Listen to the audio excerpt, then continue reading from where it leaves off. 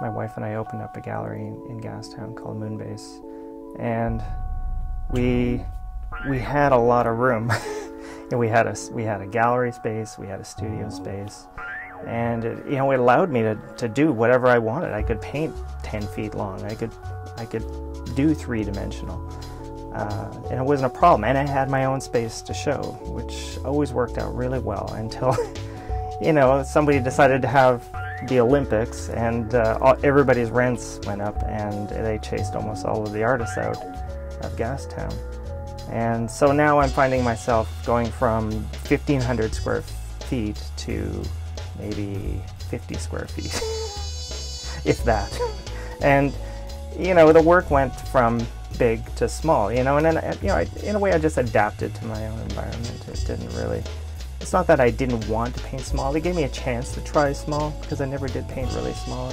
It was fun for a while, but now I want to paint big again, and the way things are in Vancouver right now, it doesn't make any sense for me to rent space just to paint big. So I'm having to either stuff work into my tiny capsule-sized closet or paint in the living room, which works out great with the kids. I started out as a designer, so and I started in the late 80s, and back then we were still doing our own mechanical art, still cutting our own amberlith and using whiteout to paint out lines, and ruling pens, which I still use actually. In fact, most of my lines are made with ruling pens. I've taken my airbrushing techniques and my silkscreen techniques, and I've brought them to canvas. Basically, my paintings have become sort of elaborate silkscreens, essentially.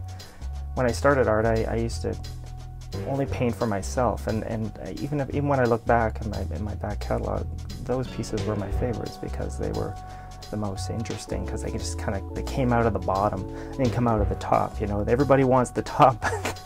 I always love the stuff that kind of, the weird stuff, the creatures, the weird abstracts, like stuff that probably would never sell in a gallery, but it was always my favorite stuff. And in a way, because of my experience now, 15 years in, I've actually been able to kind of take elements of that out, and it's a little more polished, and I'm happy because I'm kind of hitting the balance now.